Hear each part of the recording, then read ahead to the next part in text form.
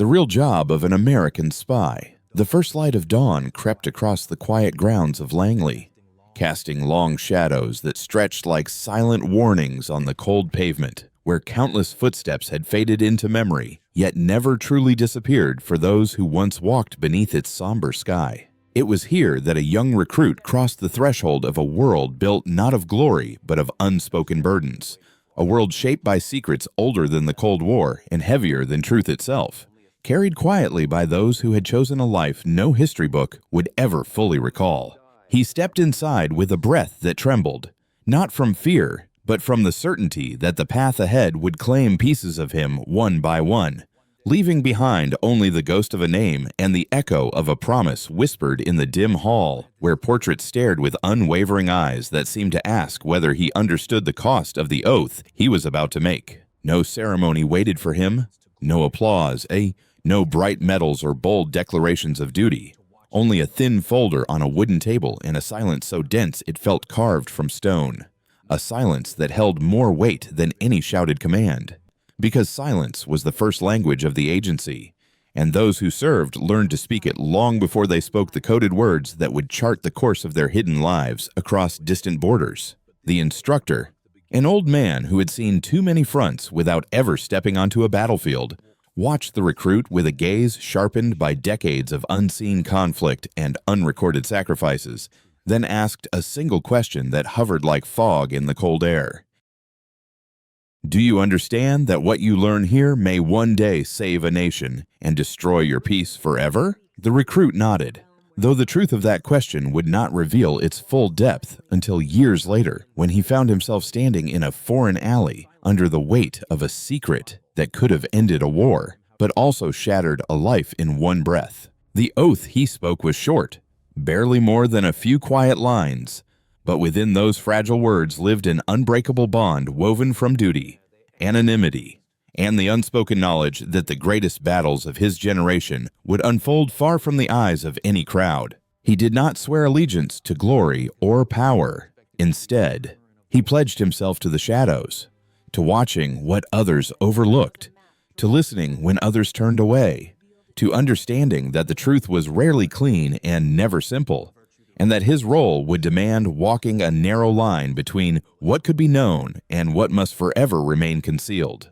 As he finished, the old instructor placed the thin folder in his hands, a symbol not of authority, but of burden, and told him that every page inside held a lesson older than the agency itself, that intelligence was not collected through cunning, but through patience, not through force, but through observation, and not for triumph, but for prevention, for the quiet hope that sometimes the greatest success was the disaster no one ever learned about. Outside, the sun climbed higher, yet the recruit felt as though he had stepped into a place where light seldom reached, a realm ruled by whispers, half-truths, and fragile alliances.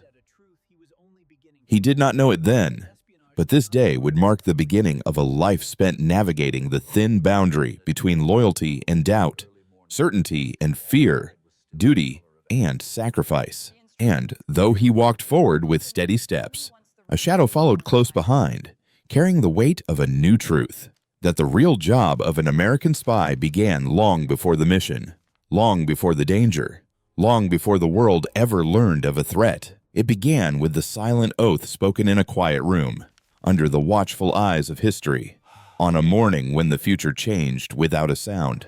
The recruit's first weeks unfolded in a realm where time felt suspended, as if the walls of Langley absorbed each passing hour and returned only echoes of footsteps, whispers, and unreadable glances exchanged between those who already carried the weight of missions no public archive would ever preserve. Training did not begin with weapons or codes, but with silence, for silence was the first instrument of survival, a discipline that taught him how to listen not to what was said, but to what was carefully avoided within each conversation. His instructors were not heroes from stirring legends, but quiet figures shaped by decades of invisible conflict, men and women who had crossed borders under names that belonged to forgotten ghosts, and who now returned with eyes that held both fatigue and fierce resolve. They spoke rarely, for each word carried the residue of choices made in cities whose names could not be shared, And each lesson arrived not as instruction, but as fragments of history waiting to be assembled by the student willing to see beyond the surface of their stories. The first lesson was trust, and it came wrapped in paradox, because a spy was expected to trust no one, yet learn to understand everyone, to read the tremor in a voice, the shift in a breath, the flicker in a gaze, all pieces of a puzzle that could change the fate of a nation before dawn broke across an ocean. Trust, they said, was a map drawn in shadows, one that revealed its shape only to those who accepted that certainty was a fragile gift. The second lesson was patience, a virtue the recruit believed he possessed until he faced the long hours inside windowless rooms where instructors placed a single photograph on a table and asked him to study it for what felt like an eternity. He learned to see beyond the obvious, to notice the reflection in a window, the crease in a sleeve, the direction of a shadow, details so small they seemed insignificant. Yet each carried a thread that could unravel a secret no weapon on earth could force from an enemy's guarded memory. The third lesson arrived not through words, but through a test given without warning, when an instructor stopped him in a corridor and asked for his name, birthplace, and reason for being there. He answered confidently, but the instructor smiled and shook his head, saying that confidence was worthless if built on truth instead of preparation. A spy's greatest tool was the identity he carried like armor, one crafted with precision, rehearsed with discipline, and inhabited so completely that even doubt would forget the life underneath. Weeks passed, though inside Langley they felt like seasons, and the recruit began to see the invisible layers that shaped the agency's purpose.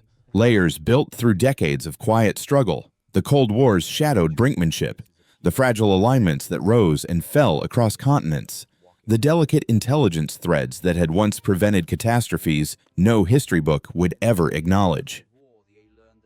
Every lesson hinted at a truth he was only beginning to grasp, that espionage was not the art of uncovering secrets, but the art of preventing them from igniting fires too vast for any nation to control. Yet the most difficult lesson came in a dimly lit room on an early morning when the sky outside was still the color of ash. His instructor placed a sealed envelope on the desk and told him to open it only after the room fell silent again. When he did, he found no documents, no mission orders, no coded instructions, only a single line written in ink that had faded with time. "Your greatest enemy will be the truth you cannot reveal." And he stared at the words, unsure whether they were warning or prophecy, but he felt a weight settle on his shoulders, heavier than any he had carried before. It was then he understood that an American spy did not fight with force or fear, but with resilience, with the quiet endurance required to hold a truth that could never be spoken aloud. As he left the room, the corridor stretched before him like a path carved between two worlds, the one he had lived in until now, and the one he was preparing to enter, where history unfolded not through battles, but through choices made in silence. And, though he walked forward with steady steps, he felt the first flicker of doubt rise inside him, a whisper reminding him that the lessons he was learning were not merely training, they were the foundations of a life built on shadows, a life from which there would be no return once the final line was crossed. The turning point in the recruit's journey arrived quietly, without ceremony, as most transformations inside the agency did, unfolding not with a grand revelation, but with a series of subtle moments that stitched themselves together until he no longer recognized the line separating who he had been from who he was becoming within those guarded halls. His first assignment was not a mission, but an observation exercise, one that placed him in a crowded train station where every face could hide intent, and every movement carried a story waiting to be unraveled beneath layers of habit, fear, or careful deception taught by those who understood that danger rarely announced itself before striking with precision.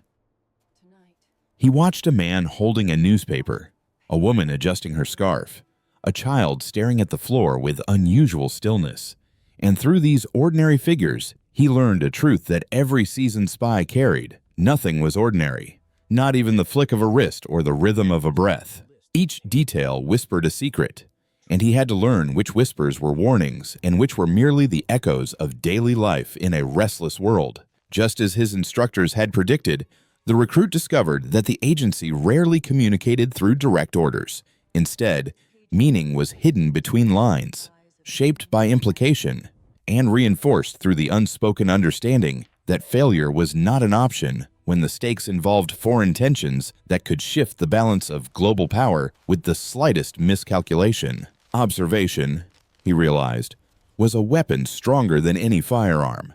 Foreseeing the truth before it emerged was the essence of survival. After several weeks of field testing, the recruit was summoned to a secure room known only as the Vault, a chamber buried deep beneath the agency where electricity hummed through steel panels and the air carried the faint scent of cold metal and distant fear.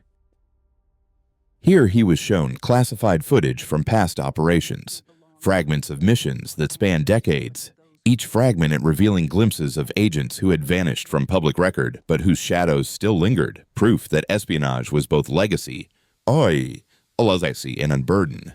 Among the recordings was a grainy clip from an operation conducted during the turmoil of the Cold War, showing an operative navigating a foreign city's narrow streets under the weight of a secret that could have redrawn alliances across continents. The recruit saw the agent pause before a doorway, hesitate, then disappear into the darkness beyond the frame, and the instructor beside him whispered that the man was never seen again by any agency personnel, though his final message altered the course of history without fanfare. The recruit understood then that the agency selected its people not simply through skill, but through temperament, through the willingness to carry the unseen responsibilities that shaped events other nations would interpret through myths, diplomacy, or denial. A spy's work was not crowned with glory, it was buried in silence, remembered only by those bound to the same relentless duty, those who lived between truths that could never be spoken.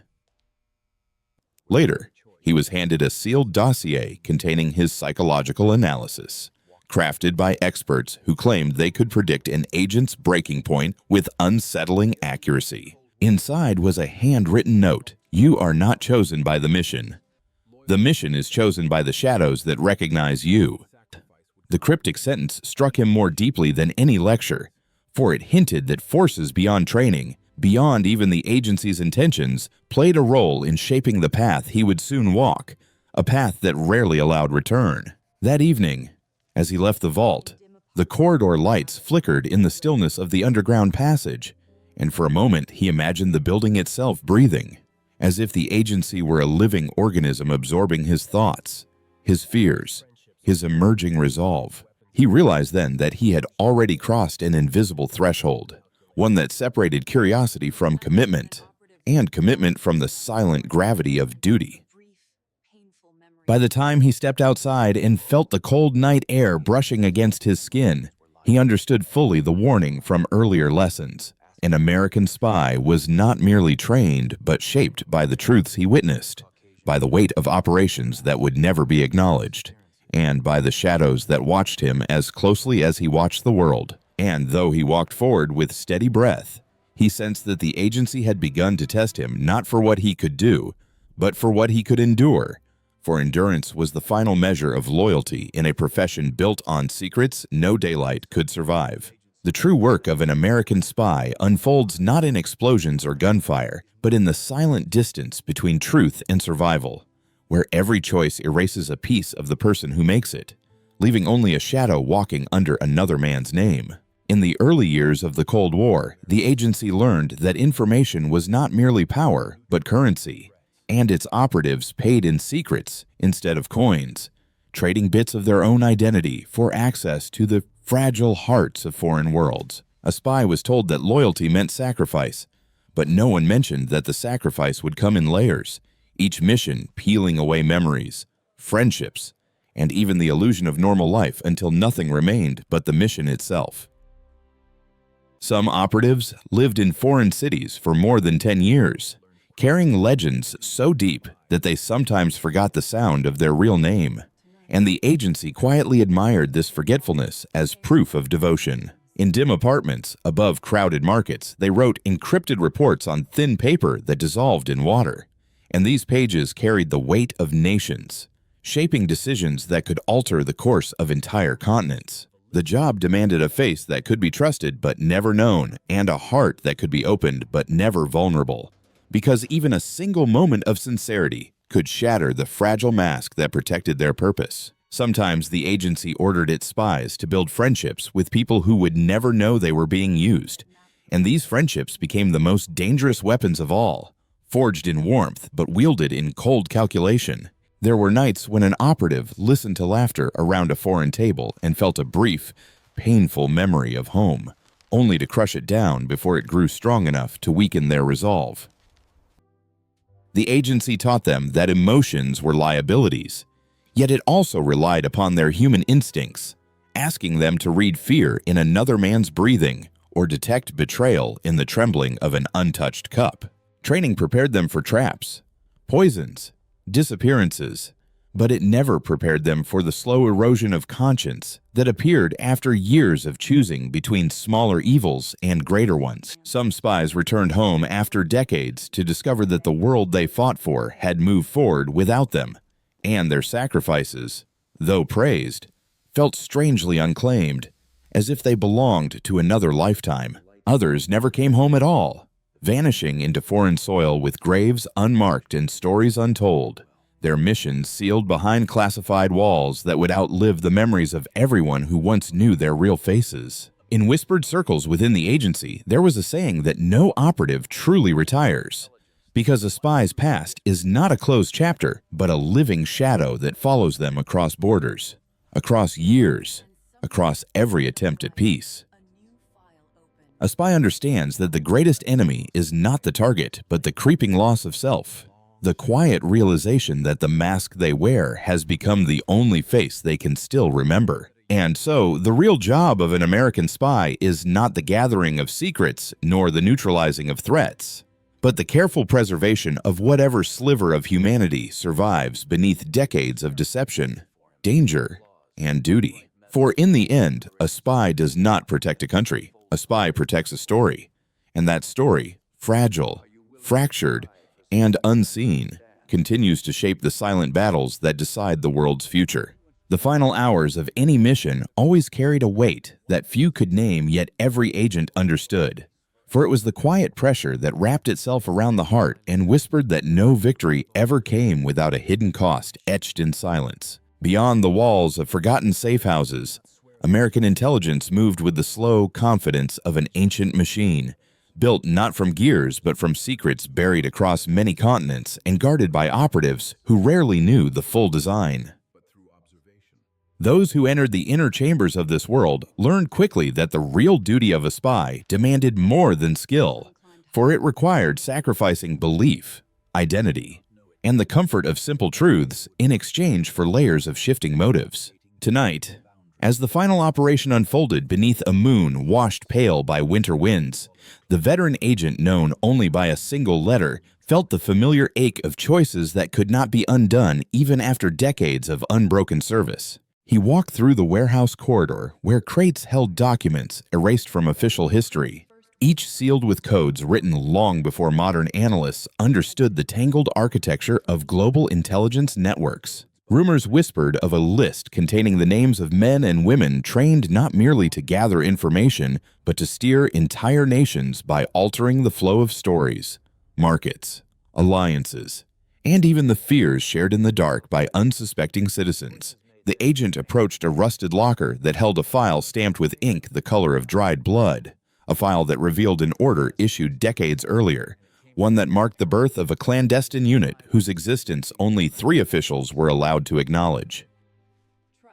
Within its pages lay testimonies that mapped the rise of hidden rivals, internal factions that operated beneath the surface of American power, shaping outcomes while masking their intent behind layers of misdirection and political theater. He turned each sheet slowly, remembering the faces of colleagues who had vanished under the pretext of relocation, knowing now that they had become victims of internal struggles meant to preserve the illusion of unity at the highest levels. Outside, the hum of a distant generator flickered, casting long shadows that trembled across the concrete as if the building itself recoiled from the truths now uncovered by hands that had served the nation longer than most wars lasted.